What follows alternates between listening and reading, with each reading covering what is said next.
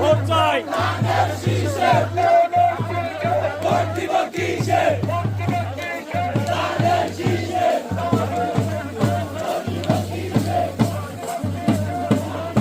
আমার পাশে আসবেন আজকে আমার একটি বক্তব্য থাকবো। আজকে যাকে নিয়ে আমরা এখানে আপনাদের সামনে উপস্থিত হয়েছি, 6 বারের সাংসদ, সাবেক মন্ত্রী, স্থায়ী কমিটির অন্যতম সদস্য মেজর অবসরপ্রাপ্ত হাফিজউদ্দিন আহমেদ বীর বিক্রম মহোদয়কে আমাদের মরমা বেগম খালেদা জিয়া, আমাদের দেশ নায়ক তারেক রহমান